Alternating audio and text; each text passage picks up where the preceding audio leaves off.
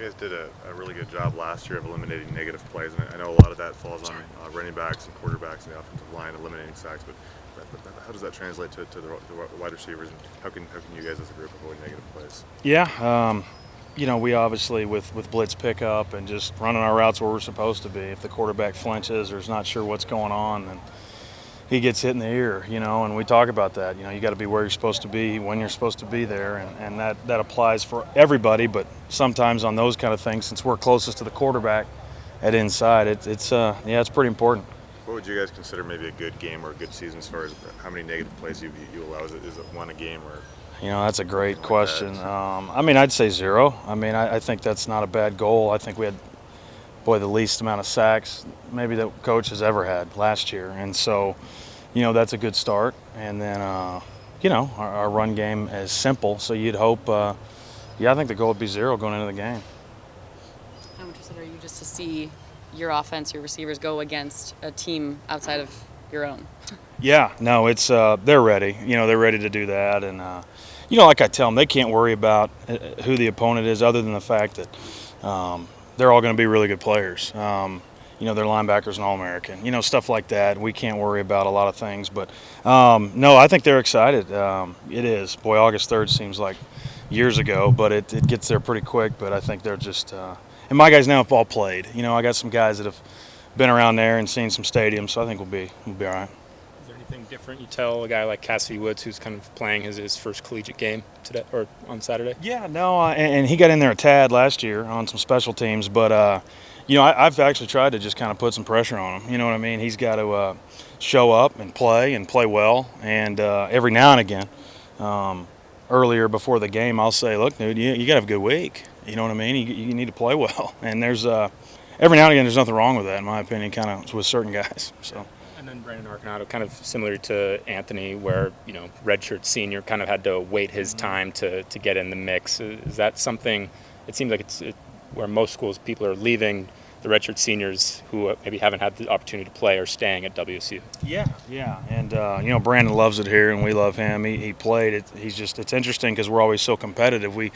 He played more 2 years ago, and then didn't play as much last year, but was really good on special teams. So he's seen it all. JUCO walk on, now he's on scholarship, so he's seen it all, and so that's why he's doing a lot of good things, and so we expect a lot out of him.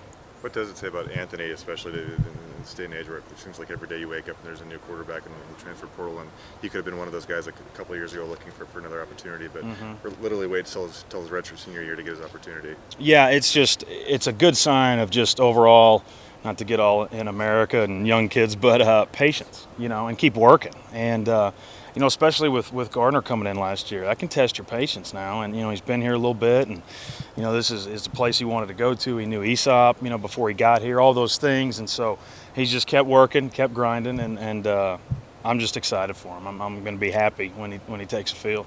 How much better does he look in terms of? I know he came in here and he was kind of a little scrawny guy, and he's really put on a lot of weight. Probably wasn't ready to take hits as a redshirt freshman.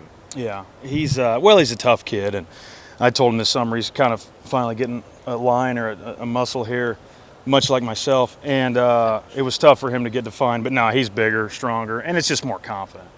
Smart guys don't get hurt as much at quarterback because they know when to get rid of the ball, and so he's playing pretty well and smart. He's talked about taking some cues from Gardner, from studying Gardner last year. Have you kind of seen that? I have, yeah. And I talked to all of our guys about just the energy that he brought and how intelligent he was, but he studied a lot, and he was excited to play football. And that kind of permeated throughout the team. And, there's nothing wrong with that. And I've seen he's doing that better. If the practice is in a lull, you're the quarterback. It's your job, I think. And so Coach Leach, takes care of all that. But it's been just watching the way he worked, I think, was the best thing for him watching Gardner. Is there a little bit of arrogance there that people may not see with Gordo because he's kind of a laid-back, calm guy, but I hear once he gets in the field, he'll talk to the defense and really kind of be loud. Yeah, it obviously, and I know, not that you said it wasn't, it comes from a good place, and he's a little bit of a gunslinger. I mean, that's kind of his attitude.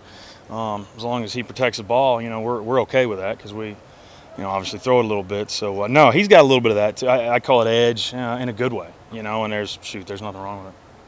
What does a successful day on Saturday look like for your receivers? That's a great question. I was at Baylor one year, and I said, if we catch over 15 balls, we'll be fine. We caught 22, and we lost by 40.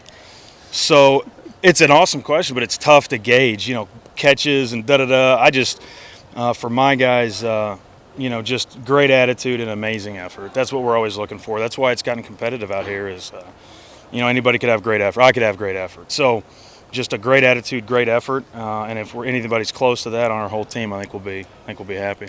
Outside of Coach Clay's, you might be one of the most well-versed in the defense because you've had your guys go against it since August 3rd. Yeah. What have you learned about your own defense?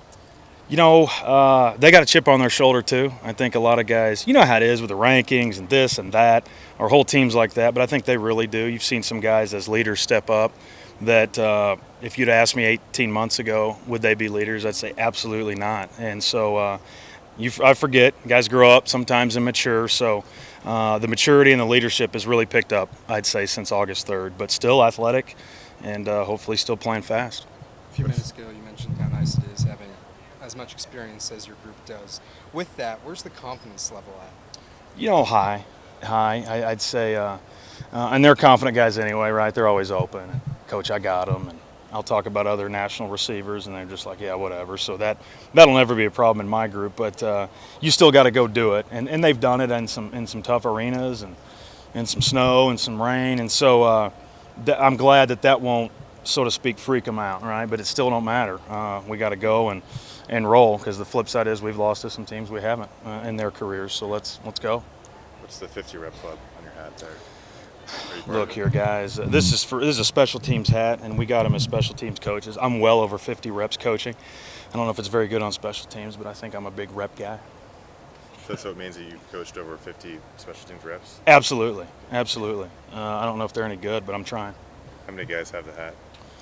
That's a great question. The coaches do, and then I don't know, 7, 8, 10 guys from last year. Yeah.